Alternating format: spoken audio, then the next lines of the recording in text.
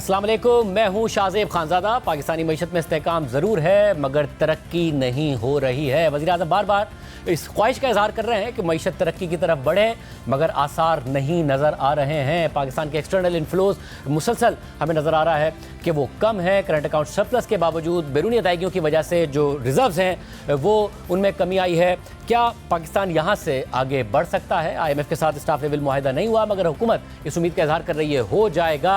हम तमाम चीज़ों पर बात करेंगे। हमारे साथ माहिर मईशत मोहम्मद सुहेल साहब, अम्मार हबीब खान साहब और खाकान नजीब साहब मौजूद हैं। आप तीनों का बहुत शुक्रिया। सुहेल साहब, जब हम कर रहे थे पाकिस्तान के लिए कर डालो ट्रांसमिशन तो आपने एक जुमला इस्तेमाल किया था कि पाकिस्तान मौजूदा हालात में अनफिट टू ग्रो है।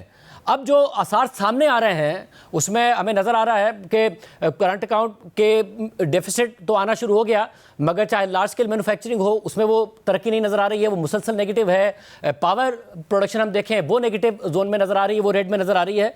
तो कहीं से भी ऐसे आसार हैं कि हम तरक्की की तरफ बढ़ सकें? बिस्मिल्लाहिर्रहमानिर्रहीम। थैंक यू शाहजेब भाई। मेरे ख्याल में मैं उस स्टेटमेंट पर कायम हूँ। उसका कहने का मकसद ये था कि पाकिस्तान ऐसा फिट नहीं है कि हम 5%, 6% जो एक आइडियल या अच्छी ग्रोथ कहलाती है वहाँ जा सकें।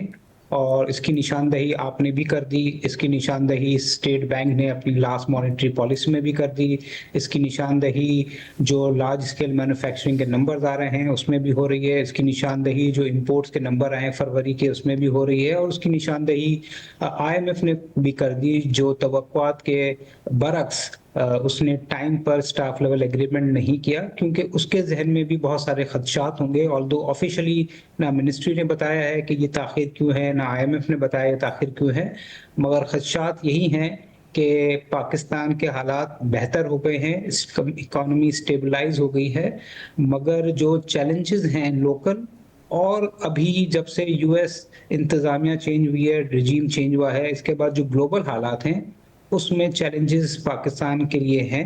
और बेहतर यही है कि Pakistan slowly gradually inclusive growth की तरफ जाए, ना कि हम पुराने बूम बस्ट साइकिल में फंस जाएं।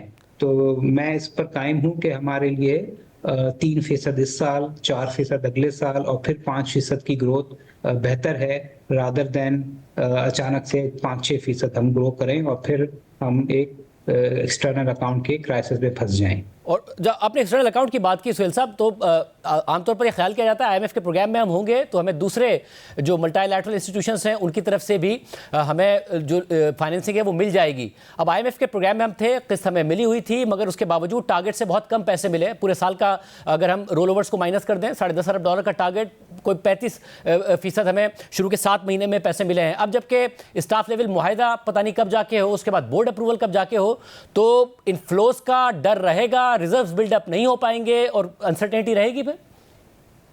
जी, ये चैलेंज है। इसमें पाकिस्तान के अलावा मैंने कहा एक्सटर्नल हालात भी हैं। अब US में देखें, जब से ट्रम्प साहब आए हैं तो वहाँ का 10 ईयर जो ट्रेजरी है, जो एक बेंचमार्क कहलाता है, अभी पिछले 1-2 महीने में 4.7 भी हुई है, 4.3 भी हुई है। स्टॉक मार्केट के हालात आप देख रहे हैं, S&P कोई 10% डाउन है, इंडियन मार्केट कोई 18-20% डाउन है। तो एक्सटर्नल हालात इतने साजगार नहीं हैं कि पाकिस्तान जो 10 साल पहले कमर्शियल बैंकों से बोरोइंग करता था या बायलैटरल मल्टीलैटरल कर रहा था, उसमें चैलेंजेस हैं। और अभी सेंट्रल बैंक गवर्नर ने रीसेंट एनालिस्ट मीटिंग में भी ये कहा कि एक्सटर्नल अकाउंट में पैसे जो तवक्कुआत थी उतने नहीं आए और जो टर्म्स पे शायद पाकिस्तान को चाहिए थे उस पे नहीं मिले। यानी पैसे तो मिल रहे हैं मगर शायद थोड़े से महंगे मिल रहे हैं, इस वजह से शायद हुकूमत ने बोरो नहीं किए। और ये IMF का जो स्टाफ लेवल है इसमें मुझे लग रहा है कि कम से कम 2 महीने लगेंगे मजीद पैसे आते हुए। तो इन 2 महीनों में भी जो दुनिया के हालात हैं और पाकिस्तान में जो सिचुएशन उसको देखते हुए लग रहा है कि एक्सटर्नल अकाउंट में जो प्रेशर है जारी रहेगा। $1 बिलियन रिजर्व ऑलरेडी गिर गए हैं और अगर ये 2 महीना डिले होता है तो बज़ाहिर लग रहा है कि थोड़ा सा फॉरेन एक्सचेंज रिजर्व पे भी प्रेशर आएगा और थोड़ा सा करेंसी पे भी हमने प्रेशर देखना शुरू कर दिया है। खजाना जी साहब, आपने वजारत ख़जाना में IMF से भी डील करके देखा है, IMF प्रोग्राम्स भी देखे हैं, शराइत पर इम्प्लीमेंट होते भी देखा है, हुकूमतों को दावे करते भी आपने साल हर साल देख लिया कि आखिरी IMF प्रोग्राम होगा, इस हवाले से भी दावा किया गया। नाउ जहां हम खड़े हैं, आपको भी अब कंसर्न नज़र आ रहे हैं कि स्टेबिलिटी तो हो गई मगर ग्रोथ के नंबर्स में तो रिफ्लेक्ट भी नहीं हुआ, मगर खुद मॉनेटरी पॉलिसी कमेटी के एलामिये में स्टेट बैंक ने भी लिखा कि जो एक्सटर्नल अकाउंट है उस पर प्रेशर्स बिल्ड होना शुरू हो गए। देखिए शाहजेब साहब, पाकिस्तान की इकोनॉमी अभी टिपिकली बिहेव कर रही है जैसे कि उसने 2013 में बिहेव किया, जैसे कि उसने 2018 में बिहेव किया।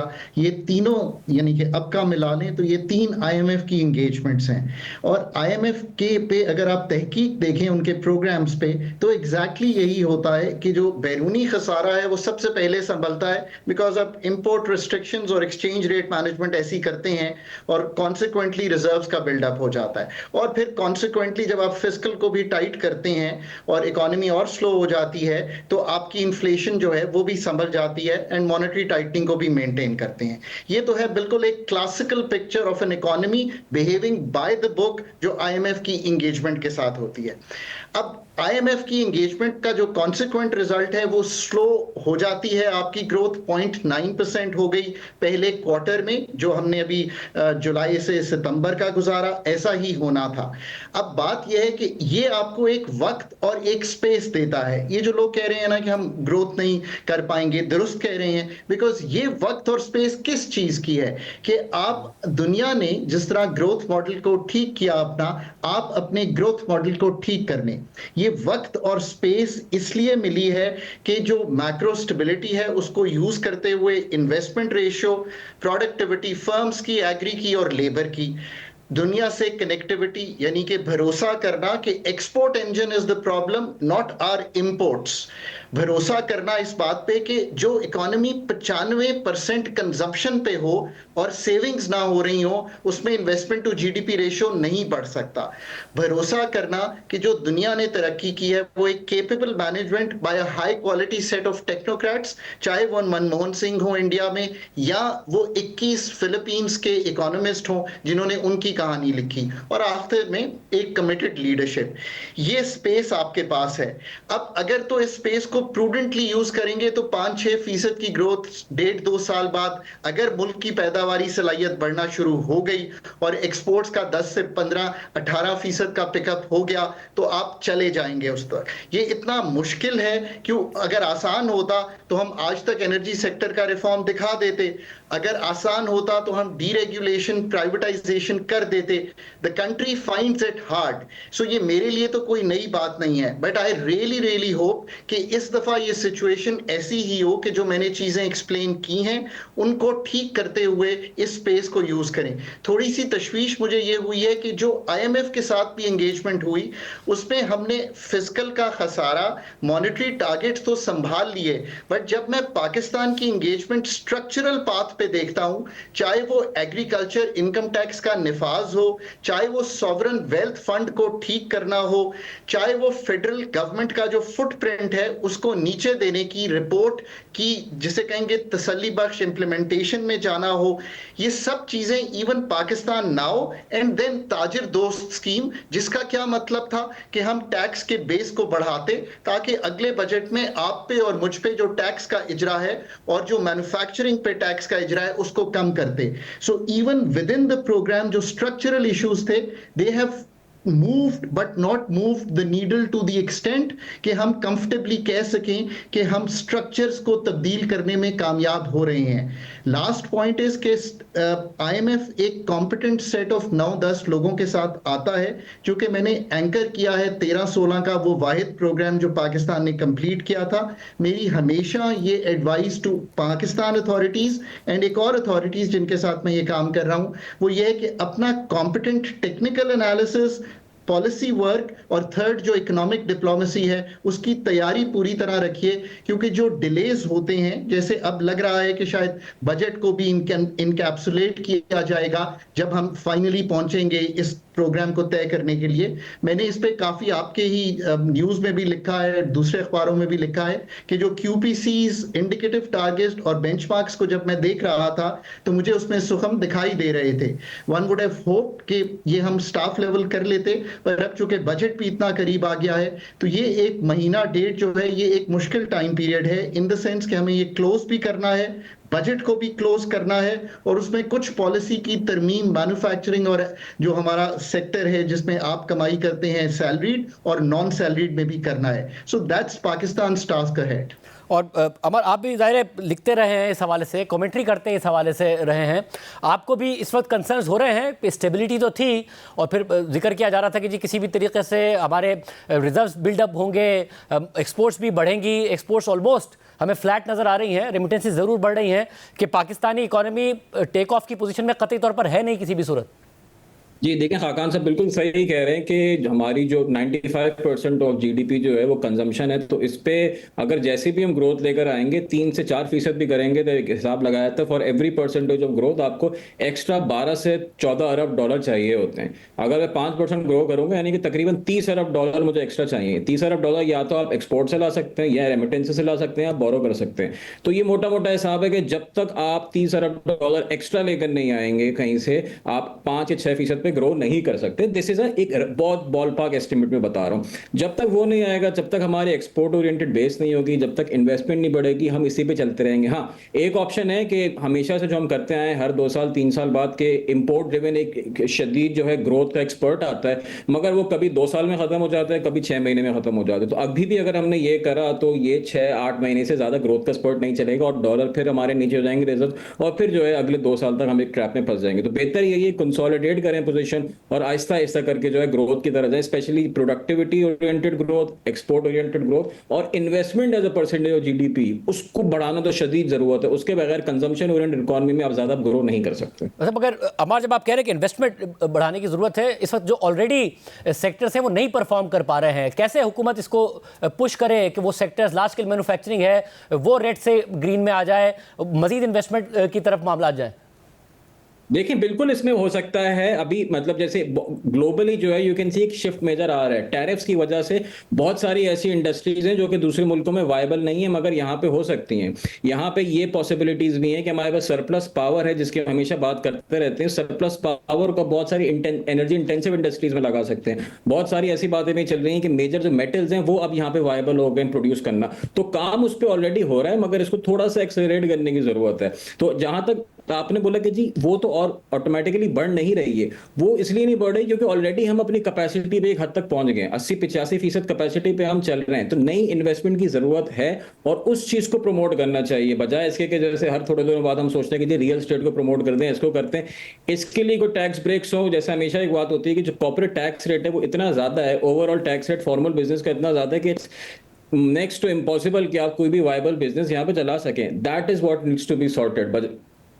मतलब और सुहेल साहब आप बताइए, क्योंकि एक बात ये भी कही जाती है कि जी पाकिस्तान का कैपेसिटी प्रॉब्लम नहीं है, कैपेसिटी है इस वक्त, मगर उसके बावजूद यूटिलाइजेशन पूरी तरीके से नहीं है क्योंकि एक्सपोर्टर्स हो, इंडस्ट्री हो, उस पर हैवी टैक्सेस हैं, हैवी एनर्जी प्राइसेस हैं, इसलिए वो नहीं परफॉर्म कर पा रहा है।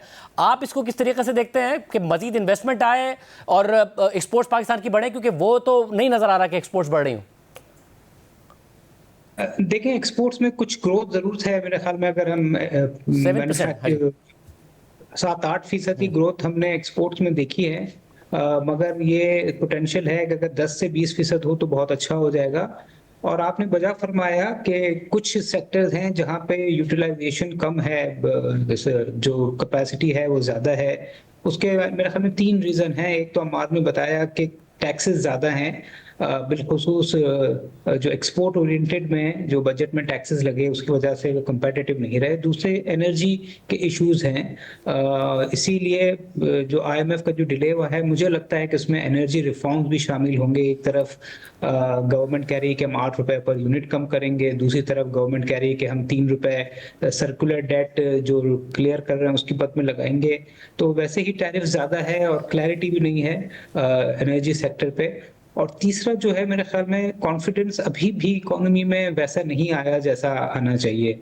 तो अगर ये तीनों चीजों को एड्रेस करेंगे तो मुझे लगता है कि जो लार्ज स्केल मैन्युफैक्चरिंग है, जो हमारी तवक्कुआत थी कि जब इंटरेस्ट रेट 12% हो जाएंगे तो पिकअप करना शुरू करेगी, वो पिकअप कर रही है मगर उस रफ्तार से नहीं कर रही जो हमारी एक्सपेक्टेशन थी। तो आपका कहना कुछ हद तक बजा है कि कैपेसिटी है, उसमें प्रोडक्शन बढ़ाई जा सकती है, मगर ये 3 रीजन हैं जिसकी वजह से शायद हम कैपेसिटी यूटिलाइजेशन 100% नहीं पहुंच पा रहे, और इसके लिए इन तीनों को एड्रेस करने की ज़रूरत है। जी खाकान साहब, हुकूमत एक्सपोर्ट की बात करती है, इंडस्ट्री कह रही है कि जी हम तो बहुत मसाइल का शिकार हैं। एक्सपोर्ट इंडस्ट्री वेरे ट्रेडिशनली भी कभी ऐसा नहीं हुआ कि वो बहुत खुश हुए हों, मगर इस वक्त भी उनकी तरफ से यही है कि हालात ख़राब हैं, मिलें बंद हो रही हैं, यही बात की जा रही है। तो हम कैसे आगे बढ़ सकते हैं और एक्सपोर्ट बढ़ा सकते हैं?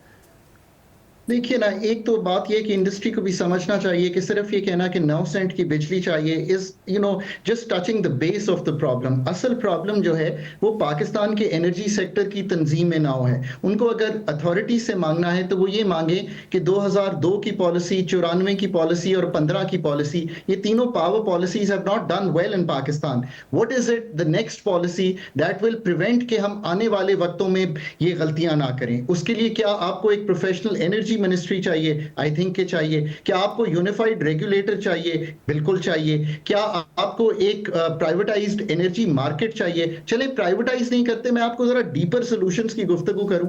आप इन सब डिस्कोस का जो टैरिफ है ना, वो मुल्क का अलग-अलग कर दें। अगर कोई डिस्को ए है, उसके ये लॉसेस हैं, तो उसका टैरिफ ये होगा। ये जो हम टीडीएस में 200 अरब रुपए के करीब देते हैं और क्रॉस सब्सिडाइज करके बराबर कर देते हैं, competition within the government ही आने दें। चाइना एग्जैक्टली जो स्टेट ओन एंटरप्राइजेस चलाता था ना, जरा दुनिया से सीखिए, वो इनमें कंपटीशन क्रिएट करता था। अब मैं आपको ये कह रहा हूं कि make the hard calls, make the deep reforms. दोस्त भी जो मेरे कह रहे हैं वो ये कि रिफॉर्म्स हो रहे हैं, ये नहीं है, authorities are always working, but the depth and the breadth of the reform energy sector का ही जो मैंने अभी आपके सामने रखा है, इसी तरह इतनी आसानी से ये प्राइवेटाइज नहीं होंगे। सो हमें विद इन द सिस्टम इनको कंपेटिटिव बनाना पड़ेगा। फिर आप देखिए ना, अगर आप कोई दुनिया से अलहदा नहीं है तो आप ये तो मानिए कि दुनिया में अगर गवर्नमेंट एफिशिएंसी की गुफ्तगू हो रही है तो आप भी फौरी तौर पे अपने सब्जेक्ट्स को डिवॉल्व करके अपना जो फेडरल बजट है उसको मुस्तहकम करने की कोशिश करें। That will create certainty into the economy और आपको टैक्सेस का बोझ कम करने में मदद मिलेगी। एक्सपेंडिचर का रिफॉर्म अगर आईएमएफ नहीं कह रही तो हमें कर लेना चाहिए। आपको स्पेस मिली हुई है, वक्त मिला हुआ है। फिर मैं कई दफा कहता हूं कि पाकिस्तान इकोनॉमी खड़ी है जहां पे वॉशिंगटन का कंसेंसस का जो पहला डॉक्यूमेंट था, प्राइवेटाइजेशन, डीरेगुलेशन, लिबरलाइजेशन और एक्सपोर्ट इंडस्ट्री में एफडीआई लाना, ये लाना जरूरी होगा ताकि आप एक्सपोर्ट बेस को बढ़ा सकें। अब इस तरह करने के लिए आपको अगर दोबारा रियल एस्टेट की गुफ्तगू करेंगे ना, तो इंसेंटिव स्ट्रक्चर चेंज करना है हमने, from people saving into the real estate और investing into the real estate instead of making a shoe and selling it somewhere abroad. इसी तरह जो बहुत हमारी एग्रीकल्चर की पैदावारी सलाहियत है, जो कहीं पे 1/3 है और कहीं पे आधी है, फ्रॉम आर ओन बेस्ट। मैं दुनिया की भी बात नहीं करता, हमारा जो अच्छा प्रोग्रेसिव फार्मर है और जो हमारा नॉन प्रोग्रेसिव फार्मर है। अगर आप आज फिर 5-7 मिलियन बेल्स कॉटन पे आ जाएंगे जबकि आप 12 को टेस्ट कर चुके हैं, तो then you have to really think कि ये क्या मसले हैं। ठीक है, और मैं सारी चीज और अमर, आप क्या कहिएगा? आप भी रिफॉर्म्स पर लिखते रहे हैं, आपको रिफॉर्म की कोई एफर्ट नजर आ रही है किसी भी एरिया में जिसकी वजह से कहा जा सके जी कि आगे बढ़ रहा है मामला? रिफॉर्म्स हो रहे हैं मगर रिफॉर्म्स जो है बहुत स्लो पेस है। इनकी जो पेस है वो बहुत स्लो है, मगर हो जरूर है। ऐसा हम ये नहीं कह सकते कि नहीं हो रहे। अगर देखें, बात सारी यही है ना कि हमारी पॉलिसी, लेट्स से एक छोटी सी बात करते हैं कि whether do we have an industrial policy, क्या हमारे कोई एक्सपोर्ट ओरिएंटेड ग्रोथ की पॉलिसी है? हमारा कोई जो है ना ब्रॉड बेस्ड ग्रोथ पॉलिसी तरफ मूव करने की कोशिश करते हैं कि हमारी कंपैरेटिव एडवांटेज क्या है, कि जी किस तरह लेके हमें चीजों को चलना चाहिए, या एग्री पे फोकस करना चाहिए, एग्री के वैल्यू एड पे फोकस करना चाहिए। इस चीज में जो है कोई काम नहीं हो रहा। तो वो जैसे हाकान भाई ने बात करी कि जो एसओईज में जैसे कंपटीशन होता है, उन सबके लिए कोहेरेंट स्ट्रेटजी होती है कि जी this is the vision that we need to get, we do not have that vision in place कि what we need to do कि अगले 5 साल 10 साल तक आप कर लेंगे। अभी जो है फायर फाइटिंग मोड चल रहा है, पावर के रिफॉर्म्स हो जाएंगे, हो रहे हैं इंशाल्लाह। कंपैरेटिव मार्केट्स पे भी हम हम मूव करेंगे, but what next? You solve power, then how do you solve industry? क्या उसका प्लान है? There is absolutely no plan, और एटलीस्ट मेरी नजरों के सामने से भी नहीं गुजरा है जिसपे आप कह सकेंगे पाकिस्तान ने किसी किस्म का इंडस्ट्रियल ग्रोथ का कोई प्लान हो या एग्रीकल्चर में वैल्यू ऐड करने का कोई प्लान हो। बहुत शुक्रिया नाज़रीन, आपने मोहसिन तजिया करो की राय सुनी। प्रोग्राम में एक ब्रेक शामिल करते हैं, कुरान खबर आपके सामने रखेंगे ब्रेक के बाद। मशरिक़ वस्ता इस वक्त इंतहाई कशीदा हालात का शिकार है। गजा में जनवरी में जंग बंदी के बावजूद हालात इंतहाई कशीदा हैं और इसराइल ने जंग बंदी के दूसरे मरहले की बातचीत के दौरान ही गजा में नई और पहले से बड़ी कार्रवाइयाँ शुरू कर दी हैं और अमरीका उसका साथ दे रहा है। दूसरी जानिब यमन में इसराइल का इत्तेहादी अमरीका ईरानी हिमायत याफ्ता हूसी बागियों को निशाना बना रहा है और वो साथ ही ईरान को हूसियों की हिमायत ख़त्म ना करने की सूरत में संगीन नताइज की धमकियाँ दे रहा है और ईरान भी अमेरिका की धमकियों का जवाब धमकियों से दे रहा है। इस सारी सूरत हाल में मुसलसल एक चीज़ वाज़े होती नज़र आ रही है और वो ये है कि 7 अक्टूबर 2023 को इसराइल पर हमास के दहशतगर्द हमलों के बाद जो खित्ते का नया मंजरनामा बन रहा है, इसमें ईरान जो कुछ अरसा पहले तक खित्ते में एक इंतहाई मजबूत पोजीशन रखता था, वो अब इंतहाई कमज़ोर नज़र आ रहा है। ईरान मशरिक़ वस्ता में एक्सिस ऑफ रेजिस्टेंस के नाम से कुछ तंजीमों की हिमायत करता रहा है जो खित्ते में ईरानी मफादात को कायम रखने के साथ साथ इसराइल को निशाना बनाती रही हैं। इन तंजीमों में इसराइल के जनूब में हमास, शुमाल में हिजबुल्ला, जबकि शुमाल मशरिक में साबका शामी हुकूमत यानी बशारुल असद रजीम खित्ते में ईरान के सबसे बड़े इत्तेहादी थे। इसी तरह यमन में हौसी बागी मौजूद हैं, जबकि इराक में ईरानी हिमायत याफ्ता शिया मिलिशियाज मौजूद हैं। 7 अक्टूबर 2023 को जब हमास ने इसराइल पर हमला किया तो उसके बाद इसराइल ने गजा में बदतरीन जारियत शुरू कर दी। उसके बाद इसराइल लबनान और शाम में ईरान के अहम अहदाफ को निशाना बना चुका है। पासदारान इनकलाब के अल-कुद्स फोर्स के अहम कमांडर्स को कत्ल कर चुका है। यहाँ तक कि जुलाई 2024 में नौ मुंतखब ईरानी सदर मसूद पज़ेश्कियान की तकरीब हल्फ बर्दारी के बाद इसराइल ने ईरान के अंदर कार्रवाई करते हुए हमास के सरबरा इस्माइल हनिया को मार डाला, जबकि खित्ते में ईरान की सबसे ताकतवर मलेशिया और शाम में बशारुल असद की मददगार हिजबुल्ला की लीडरशिप को भी इसराइल तकरीबन ख़त्म कर चुका है और अब हिजबुल्ला अपनी बका की जंग लड़ रही है। गुज़िश्ता साल सितंबर में इसराइल ने हिजबुल्ला के सेक्रेटरी जनरल हसन नसरुल्लाह को हमले में मार डाला। इसके बाद नए सेक्रेटरी जनरल के लिए हाशिम सफ़ीउद्दीन का नाम लिया जा रहा था, मगर कुछ ही दिन बाद इसराइल ने उन्हें भी निशाना बना डाला। जबकि खुद ईरान 2 बार इसराइल पर मिसाइल हमले कर चुका है, लेकिन इसराइल का दावा है कि ईरानी हमलों से इसराइल को कोई ख़ास नुकसान नहीं पहुँचा, जबकि इसराइल हूसी बागियों को भी बारहा फ़ज़ाई हमलों का निशाना बनाता रहा है। और अब इसराइल का अहम तरीन इत्तेहादी अमरीका सदर ट्रंप के हुक्म पर खित्ते में ईरान की एक्सिस ऑफ रेजिस्टेंस की आखिरी मजबूत कड़ी हूसी बागी तहरीक के खिलाफ शदीद फ़िज़ाई हमले कर रहा है। इसी तरह अरब स्प्रिंग के दौरान शाम में बशारुल असद की हुकूमत को बचाने और ईरान के एक्सिस ऑफ रेजिस्टेंस को फ़ाल करने वाले अहम तरीन किरदार अल-कुद्स फोर्स के सरबरा जनरल कासिम सुलेमानी को भी ट्रंप ही के हुक्म पर 2020 में उनके पहले दौर में अमरीका ने इराक में ड्रोन हमला करके कत्ल कर दिया था। कासिम सुलेमानी को इराक, शाम, लबनान, यमन और फ़लस्तीन में ईरान की ताकत और असर रसूख का चेहरा समझा जाता था, जिन्होंने इस पूरे खित्ते में ईरानी हिमायत याफ्ता प्रॉक्सीज़ को मजबूत किया था। ट्रंप ने अपने पहले दौरे सदारत के आखिरी दिनों में कासिम सुलेमानी को मारने का फैसला क्यों किया और अमेरिका ने इस हवाले से किस तरह की मनसूबाबंदी की थी और इस मनसूबाबंदी में और कौन कौन शामिल था, इस हवाले से BBC ने एक अहम रिपोर्ट बनाई और इस रिपोर्ट से ये चीज़ भी वाज़ेह होती है कि सदर ट्रंप खित्ते के तनाज़ात में किस तरह फ़ैसला करते हैं, ख़ुद अपनी सदारत में किस तरीक़े से फ़ैसले लेते हैं। रिपोर्ट के मुताबिक किताब द मेल्टिंग पॉइंट के मुसन्निफ़ और अमरीकी सेंट्रल कमांड के उस वक्त के कमांडर जनरल फ्रैंक मैकेंजी के मुताबिक उन्होंने ईरान की अल-कुद्स फोर्स के कमांडर जनरल कासिम सुलेमानी को ले जाने वाली गाड़ी को निशाना बनाने का हतमी हुक्म जारी किया था। वो अपनी किताब में वाज़े करते हैं कि कासिम सुलेमानी पर हमला करने का फ़ैसला मोहतात मनसूबाबंदी का नतीजा नहीं था। ईरानी हुकूमत के सख्त मुखालिफ और ट्रंप के कौमी सलामती के साबिक मुशीर जॉन बोल्टन ने अपनी किताब में भी इस वाक़े का जिक्र किया है, जबकि ट्रंप के उस वक्त के सेक्रेटरी दिफा मार्क एस्पर ने अपनी किताब अ सेक्रेड ओथ में ट्रंप की कौमी सलामती टीम को इस ज़मीन में दरपेश चैलेंजेस पर बात की है। ये लगभग सुबह 5 बजे का वक्त था जब उस वक्त के अमरीकी वज़ीर ख़ारजा माइक पोम्पियो ने वज़ीर दिफा मार्क एस्पर को फ़ोन किया था। ये 2019 का आखिरी दिन था। नए साल के मौके पर इस खबर ने छुट्टियों को दरहम बरहम कर दिया कि इराक़ी मुजाहिरीन ने बगदाद में अमरीकी सिफारत खाने पर हमला कर दिया है। ये मुजाहिरीन बासानी बगदाद के ग्रीन जोन में दाखिल हो गए और इराकी सिक्योरिटी चौकियों से गुजरते हुए जब मुजाहिरीन अमरीकी सिफारत खाने तक पहुंचे तो उन्होंने दरवाजे और खिड़कियां तोड़ दी और कुछ अफराद सिफारत खाने के इस्तकबालिया के हिस्से में भी दाखिल हो गए। इन मुजाहिरीन के हाथों में मौजूद झंडों से यह जाहिर होता था कि इस सब हंगामे के पीछे अल-कुद्स फोर्स का हाथ है। कासिम सुलेमानी के करीबी साथी अबू मेहदी भी इन मुजाहिरीन में शामिल थे और बाद में सिफारत खाने की दीवार पर एक बड़ी तहरीर में लिखा था कि सुलेमानी मेरा लीडर है। ये तहरीर अमरीकी हुक्काम की नज़रों से मिट ना सकी। ये वाज़ेह नहीं था कि आया मुजाहिरीन सिफारत खाने पर कब्जा करना चाहते थे, लेकिन इस मुजाहरे में शिया मिलिशिया ग्रुप्स के रहनुमाओं की मौजूदगी अच्छी अलामत नहीं थी। अमरीकी सिक्योरिटी फोर्सेज ने आंसू गैस फायर किए थे, लेकिन यह वाज़ेह था कि हालात ख़राब हो सकते हैं। बगदाद में अमरीकी सिफारत खाने की दीवार पर कासिम सुलेमानी के नाम ने इस हमले को तेहरान में इस्लामी इनकलाब के मौके पर अमरीकी सिफारत खाने पर कब्जे की तल्ख तारीख से जोड़ दिया था।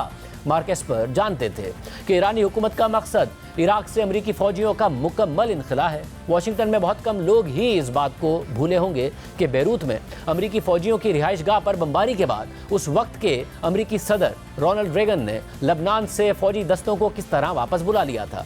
इन तारीखी मुमासलतों ने खदशात को बढ़ा दिया था, इसलिए दोनों अमरीकी वुज़रा ने फौरी तौर पर सिफारत खाने की सिक्योरिटी बढ़ाने पर इत्तफाक किया और कुवैत से 100 अमरीकी फौजियों को फौरी तौर पर इराक में तैनात किया गया।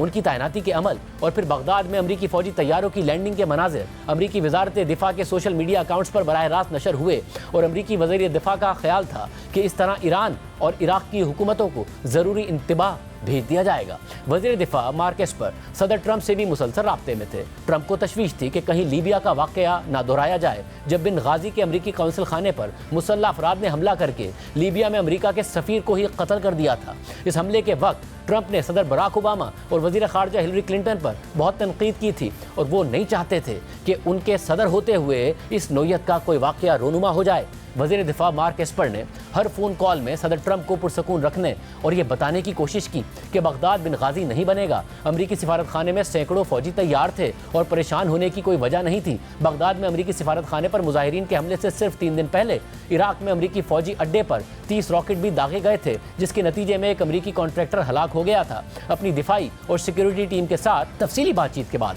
ट्रंप ने मार्क एस्पर की तजवीज़ पर फैसला किया कि इस हमले में मुलविस अफराद का पीछा किया जाएगा और अमरीकी शहरी की हलाकत का बदला लिया जाएगा। यह हमला 29 दिसंबर 2019 को हुआ था। उस दोपहर को chairman joint chiefs of staff general Milley, Mark Esper और माइक पोम्पेओ ब्रीफिंग देने के लिए सदर ट्रंप की रिहाइशगाह गए थे।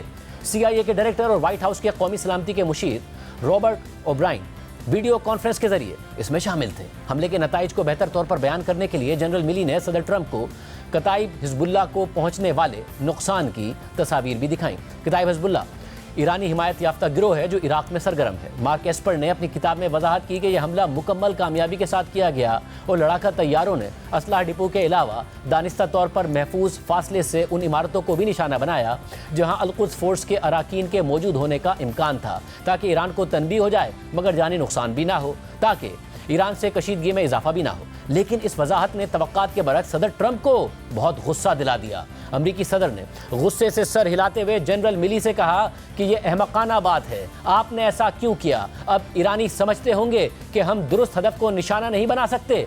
सदर ट्रंप के रद्द-ए-अमल से वाज़े तौर पर परेशान जनरल मिली ने मुस्तकबिल की हिकमत अमली में इसे याद रखा और जब आइंदा के इक़दामात पर तबादला ख्याल हुआ तो मुल्क से बाहर ईरानी अहदाफ को निशाना बनाने, खलीज फारिस के पानियों में ईरानी अहदाफ और ईरानी हुदूद के अंदर भी कार्रवाइयों के ऑप्शंस उठाए गए और उनमें से एक ख्याल पासदाराने इनकलाब के कमांडरों जैसा कि कासिम सुलेमानी को निशाना बनाने का भी था, जिसमें ट्रंप ने सबसे ज़्यादा दिलचस्पी दिखाई। इस मीटिंग में सिर्फ 2 लोग थे जिनको जंग का अमली तजर्बा था, एक जनरल मार्क मिली और दूसरे वज़ीर दिफा मार्क एस्पर, जो किसी मुश्किल में नहीं पड़ना चाहते थे। उनका ख्याल था कि ईरानी सरजमीन पर हमला या कासिम सुलेमानी पर हमला एक मुकम्मल जंग में तब्दील हो सकता था।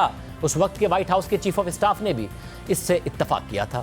उन्होंने बारी बारी ये वजाहत की कि बेहतर होगा कि अमरीकी रद्द-ए-अमल की शिद्दत को आहिस्ता आहिस्ता बढ़ाया जाए, लेकिन सदर ट्रंप ईरान को सख्त जवाब देना चाहते थे। अमेरिका की कौमी सलामती के मुशीर रॉबर्ट ओब्राइन भी सदर ट्रंप जैसी राय रखते थे। जब उन्होंने कहा कि हमें मिलकर तमाम अहदाफ को निशाना बनाना चाहिए, तो ज्वाइंट चीफ्स ऑफ स्टाफ और वजीर दिफा ने हैरत से एक दूसरे की तरफ देखा और जनरल मिली ने कहा, अगर हम कोई बड़ा फैसला करने जा रहे हैं तो हमें सबसे पहले उसके नताइज से निपटने के लिए तैयारी करनी चाहिए। मुमताज अमरीकी सहाफ़ी बॉब वुडवर्ड, जो अगले ही दिन यानी 30 दिसंबर को सदर ट्रंप का इंटरव्यू करने वाले थे, उस वक्त कासिम सुलेमानी को कत्ल करने के मंसूबे से लाइल्म थे। उन्होंने अपनी किताब रेज में लिखा कि उनके पहुंचने से चंद घंटे पहले डोनाल्ड ट्रंप ने अपने गोल्फ कोर्स पर सेनेटर लिंडसे ग्राहम से कहा कि मैं कासिम सुलेमानी को मारने के बारे में सोच रहा हूं। उनके मुताबिक कांग्रेस में ट्रंप के हामी और गोल्फ के साथी खिलाड़ी लिंडसे ग्राहम ने सदर को याद दिलाया कि उन्हें पहले मुस्तकबिल में मुमकिना ईरानी रद्द-ए-अमल से निपटने के बारे में सोचना चाहिए। सेनेटर लिंडसे ग्राहम ने ट्रंप को यह भी याद दिलाया कि अमरीकी मफादात पर हमला करने के कासिम सुलेमानी के मंसूबे के बारे में इंटेलिजेंस सर्विसेज की मालूमात कोई नई बात नहीं है, क्योंकि कासिम सुलेमानी ने हमेशा यही किया है। आपको अपने रद्द-ए-अमल के बारे में सोचना चाहिए। 3 दिन बाद कासिम सुलेमानी एक अमरीकी ड्रोन हमले में मारे गए।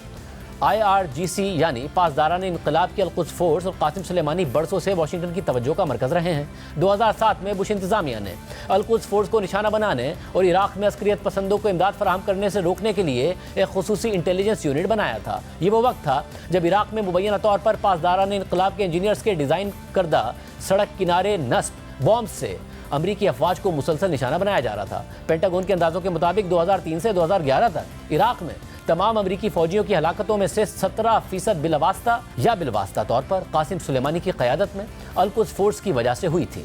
लेकिन जब इराक की जंग का आगाज़ करने वाले अमरीकी सदर बुश के सामने ईरानी सरजमीन पर अल-कुद्स फोर्स के 2 तरबियती अड्डों पर हमला करने की बात हुई तो उन्होंने अपने कौमी सलामती के मुशीरों से कहा कि इसका हतमी नतीजा कांग्रेस में मेरे मुआखजे की सूरत में निकलेगा। ताहम वाशिंगटन में अल-कुद्स फोर्स के कमांडर यानी जनरल कासिम सुलेमानी के दुश्मनों की कोई कमी नहीं थी। 2010 में जब जनरल मैकेंजी महकमा दिफा की हिकमत अमली और मनसूबाबंदी के डायरेक्टर बने तो वो ईरान से मुताल्लिक हर इजलास में जनरल कासिम सुलेमानी के बारे में पूछते रहे। यहाँ तक कि पेंटागन में ईरान के माहिर तज्जियाकारों ने इस बारे में मजाक शुरू कर दिया था। जब 4 स्टार जनरल मैकेंजी को मार्च 2019 में अमरीकी सेंट्रल कमांड की सरबराही के लिए मुकर्रर किया गया तो मुसल्लह अफवाज की स्पेशल ऑपरेशंस टास्क फोर्स के कमांडर ने हिदायत की थी कि अगर ज़रूरत पड़ी तो सुलेमानी के खिलाफ कार्रवाई का मंसूबा तैयार करें। जनरल मैकेंजी के मुताबिक अमेरिका के इत्तेहादी भी इस मसले में दिलचस्पी रखते थे और इस मकसद के लिए वो व्हाइट हाउस से राब्ता कर चुके थे। उसी वक्त CIA भी कोई ऐसा ही हल तलाश करने की कोशिशें कर रही थी। ईरान और अमेरिका के दरमियान कशीदगी बढ़ने के साथ ही इस हल को हतमी शक्ल देने की कोशिशें बढ़ गई। मई से दिसंबर 2019 तक इराक में अमरीकी अड्डों पर 19 रॉकेट हमले हुए।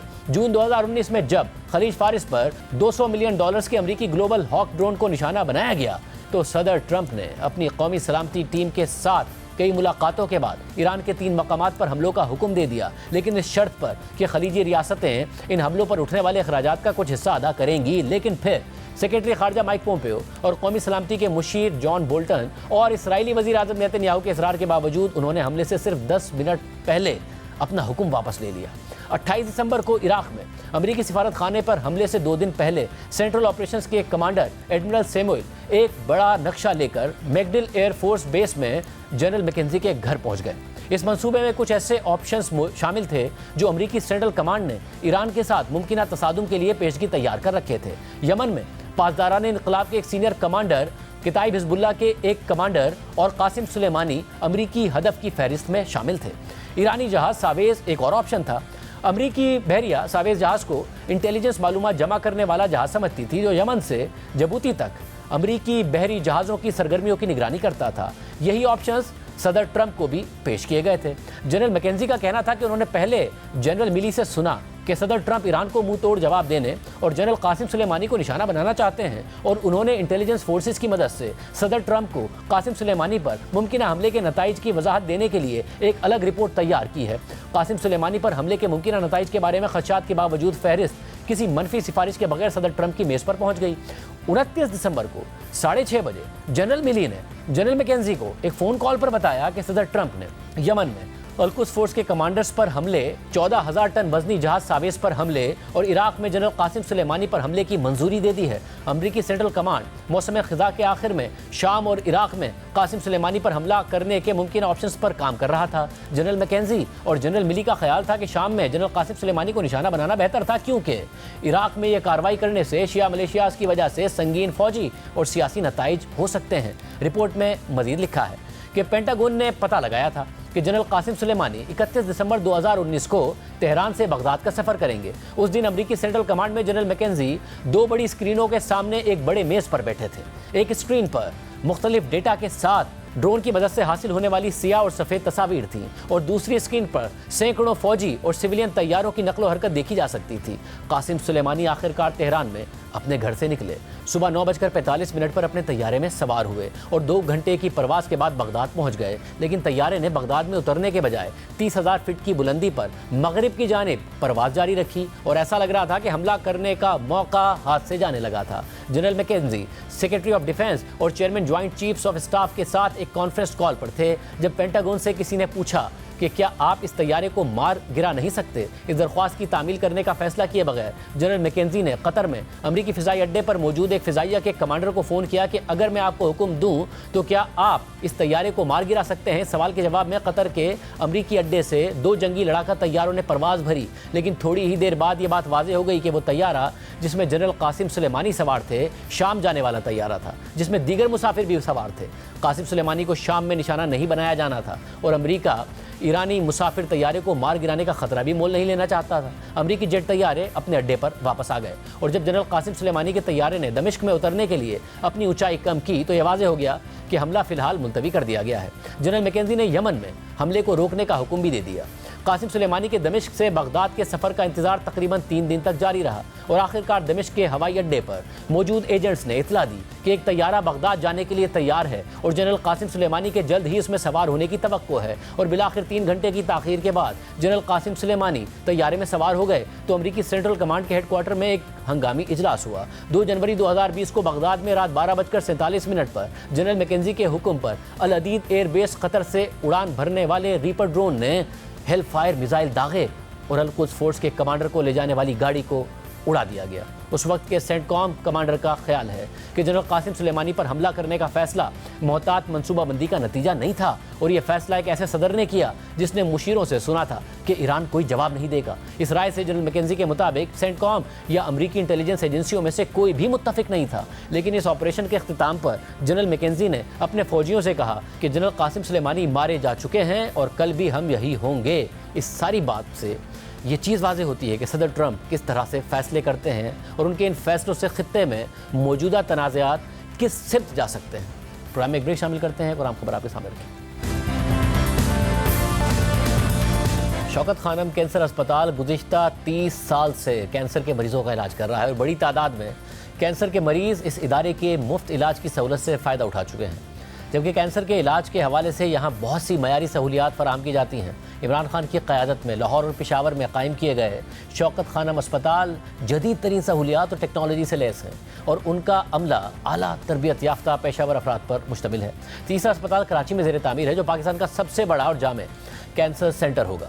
शौकत खानम अस्पतालों में सालाना 45,000 से ज़ायद कैंसर के मरीज़ इलाज के लिए आते हैं। इस इदारे में 75% मरीज़ों का इलाज बिल्कुल मुफ्त किया जाता है। अब तक 40 लाख आउट पेशेंट मरीजों का इलाज किया गया है और मजबूरी तौर पर अब तक 107 अरब रुपए खर्च किए गए हैं। अस्पताल में अब तक 10 लाख कीमोथेरेपीज की जा चुकी हैं, 2,36,000 सर्जिकल प्रोसीजर्स हो चुके हैं, 10 लाख रेडियोथेरेपी सेशंस किए जा चुके हैं और 8 करोड़ 70 लाख लेबॉर्ट्री टेस्ट हो चुके हैं। पाकिस्तान का पहला PET CT scan system Shaukat Khanum memorial अस्पताल में नस्ब किया गया है। इस अस्पताल में अब तक 250 बोन मेरो ट्रांसप्लांट किए जा चुके हैं। 500 फिजिशियंस ने शौकत खानम से ग्रेजुएट ट्रेनिंग मुकम्मल की है, जबकि 770 बच्चे अस्पताल के स्कूलिंग प्रोग्राम से तालीम हासिल कर चुके हैं। मुस्तहिक मरीजों को एक मरतबा फाइनेंशियल असेसमेंट से गुजरना पड़ता है, जिसके बाद उन्हें अखराजात में मराहत मिलती हैं और 75% मुस्तहिक मरीज़ इलाज की सहूलत बिल्कुल मुफ्त हासिल करते हैं। शौकत खानम मेमोरियल ट्रस्ट इस बात को यकीनी बनाता है कि इस्लामी उसूलों के मुताबिक ज़कात को उसी साल मरीजों पर खर्च कर दिया जाए। 2024 में 3,62,439 आउट पेशेंट मरीजों को ट्रीट किया गया, 14,452 नए मरीज रजिस्टर किए गए। फार्मेसी से 25,59,609 लोग मुस्तफ़ीद हुए, 80,832 रेडियोथेरेपी सेशंस और 82,114 कीमोथेरेपी सेशंस किए गए, जबकि 19,599 सर्जिकल प्रोसीजर्स किए गए और 70 से ज़ायद मरीजों का बोन मेरो ट्रांसप्लांट किया गया। 2024 में मरीजों की इमदाद पर 17 अरब रुपए खर्च किए गए, जिसमें से 9 अरब रुपए ज़कात से आए। आपके ताउन से कैंसर के 31,000 मरीजों की माली इमदाद की गई। साल 2025 का सालाना बजट 38 अरब रुपए है और इसका अहम हिस्सा ज़कात और अतियात से आता है। यह सफ़र आपकी ज़कात और अतियात ही से जारी है। आप शौकत खानम अस्पताल के साथ ताउन करके गरीबों की मदद कर सकते हैं। आज के प्रोग्राम में इतना ही इजाज़त दीजिए। अल्लाह हाफिज़।